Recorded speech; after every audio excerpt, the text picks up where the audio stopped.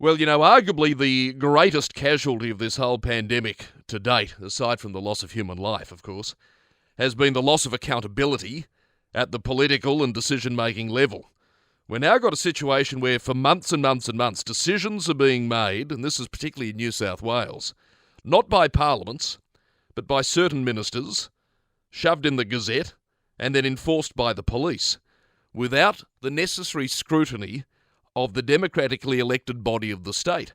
Now, I point this is happening particularly in New South Wales because this is not a global phenomena.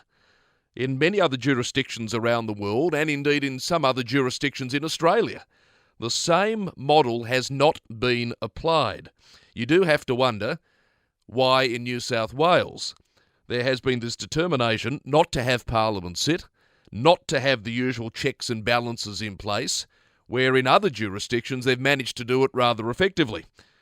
Well, someone who's at least skewering this is Mark Buttigieg. He's the opposition whip in the Legislative Council in the New South Wales Parliament, and because they haven't been there, he hasn't had too much whipping to do.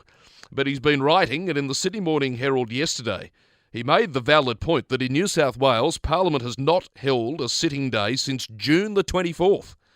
And as he says, the government's been continuing to boycott the joint.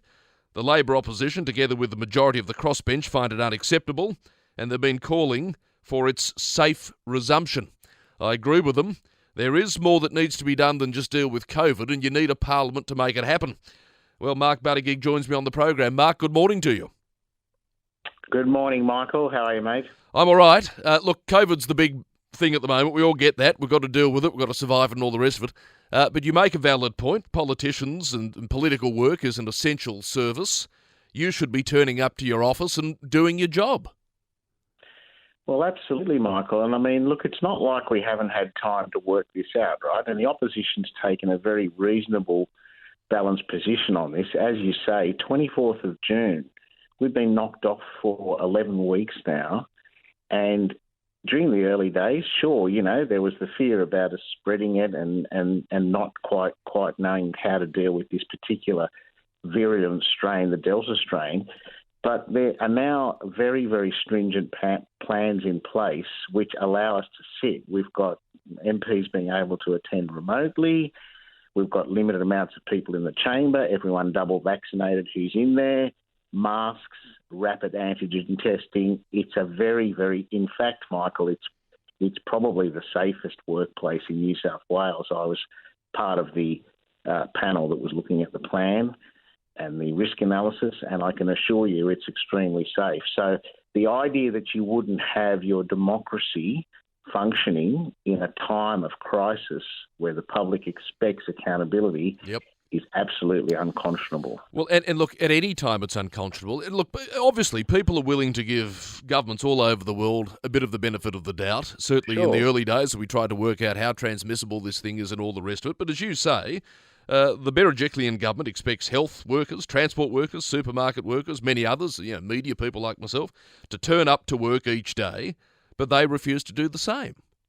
Well, they are having a bit of a land, aren't they? When the idea that you can go up to the local Coles here and wear a mask without any proof of vaccination or lack of testing and mix with the general public, and yet a parliamentarian, a minister no less, some of them on $300,000-$400,000 plus being paid to pass legislation, but have that legislation scrutinised on behalf of the New South Wales taxpayer, clocking off because they don't like the idea of us jumping all over them and making sure that the laws they're passing are acceptable and the New South Wales people know what's going on. It's just not right. As you say, hospital cleaners, ambulance drivers, nurses, doctors, aged care workers, transport workers, bus and train drivers, you name it. They're all out there keeping the wheels turning, keeping our economy going and keeping people safe.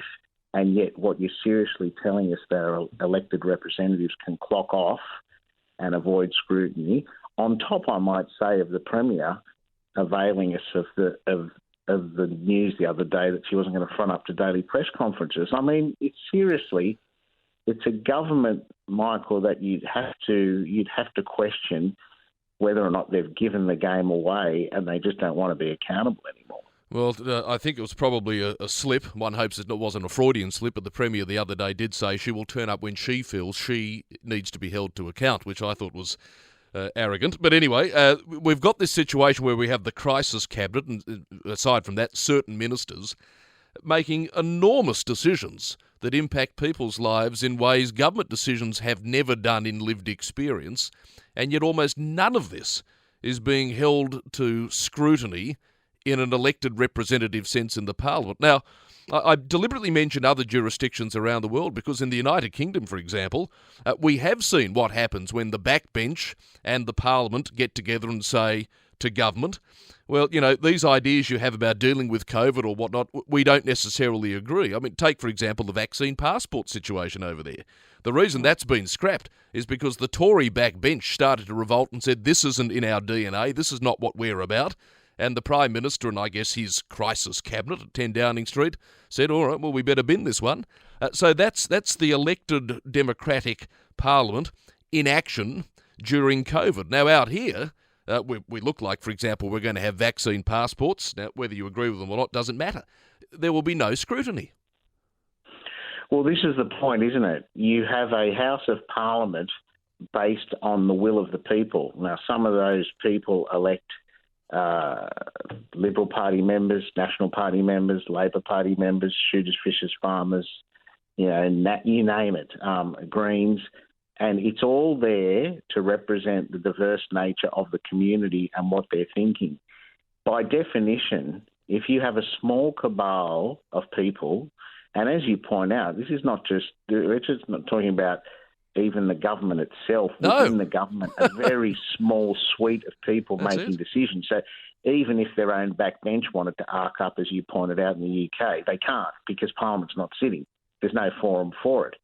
So it's absolutely unacceptable and disgraceful. And as you say, major decisions. We've got lockdowns, curfews, information changing on a daily basis, kids trying to do the HSC, kids not being able to go out and play, not being able to go to school.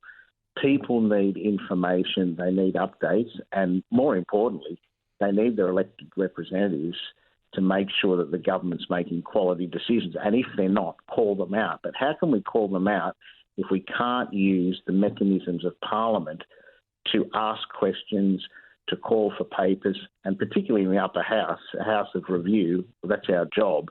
We can't function. And for the government to pull this stunt where they use an anachronistic standing order to say, if there's no minister in the House, we can't meet. So guess what? We're not going to turn up today. They refused to front up a minister because that was their only way to avoid scrutiny, and they knew the House couldn't sit. So, and the lack of scrutiny goes beyond parliamentary examination, though, doesn't it? In that, and this is I know that when I've spoken to Labor MPs and shadow ministers before, there's a great sense of a unity ticket on the decisions being taken to try to suppress COVID, be they lockdowns and all of this. There's basically, Labor and the coalition are sort of one mind. But there is one obvious point of difference, and that is Labor at least have said that should they be running the show, they would be far more transparent with the modelling and the health advice which is underpinning these extraordinary decisions. The public aren't even being given the paperwork, which is the basis of these decisions, which is changing their lives and in many circumstances stopping them even earning a living. I mean, surely people are entitled, whether they want to read it or not, it's up to them, but surely they're entitled to have the health advice or the modelling, which is the basis of these extraordinary decisions, available online so they can read them for themselves. Well, absolutely. And again, in the absence of them publishing it, these are the sorts of things that an opposition can ask for and try and extract. Yep. And you're right, with all these decisions being made, life-changing decisions, things we'll never see in our lifetime again in terms of the reforms, the changes we've had to make to our lifestyles to deal with this virus. If they're wheeling out poor old Kerry Chan every day, trying to hide behind the cover of health advice, but the scientific methodology behind what she's saying is never published. So we're never privy to actually what's going on and what the roadmap out of this is. So you can understand people's and I think, the people of New South Wales have been absolutely fantastic. I think Australians, by and large, are very, very responsible. They understand that we have to make sacrifices to get on top of the virus and get out of this. But when you start to get to a point where you're having 12, 13, 14 weeks of life-changing lockdown, people want to know the science behind it and the roadmap out of it. And when you've got a government clocking off saying, look, don't worry about it, leave it all to us, and changing things on a weekly basis, I think it's just beyond the pale. There's a bit of the Roman Senate about it. Before you go, of course, there's more to life, though, as we said at the start, than COVID. It's the omnipresent situation, threat, danger, and whatever you want to say. But, for example, you have the independent MP for Sydney, Alex Greenwich, very keen to get his euthanasia bill before the Parliament. Now, that can't happen unless Parliament sits. There are all sorts of issues, aside from COVID, that do need to be addressed. But, of course, that can't happen if the Parliament doesn't sit. Well, absolutely. That's a good example. Another example, Michael, is the fact that we haven't even had the opportunity to debate the budget bills yet. That budget that got handed down in May, we were supposed to debate it in June. We never got around to it because on the cusp of it being handed down, and we understood, we cooperated with the government, we exited the place because we knew that there was a problem with this strain and we had to sort of gather our thoughts and get on top of it. But now that we've had all that time to deal with it and we have got a safe plan to return, I think the people of New South Wales would deserve to have scrutiny over things like the budget that's just been passed, as you say, the Alex Greenwich bill on voluntary euthanasia, a whole raft of things. Keeping the government to account on what's going on various committees, calling for papers and asking questions. You just cannot transact democracy without your House of Parliament functioning. And for the government to pull this stunt when we're not asking for anything outlandish here, it's a very, very, as I said, a very safe workplace. Parliamentarians can participate remotely and in person. There is no reason whatsoever why we can't sit again. No. One of the only jurisdictions in the world not doing so. It's not acceptable. No, it's not. No, I agree with you on this. Mark, thank you for your time. Really appreciate it. You're welcome, Michael. Appreciate the opportunity. Pleasure. Mark Buttigieg there from Labor in New South Wales.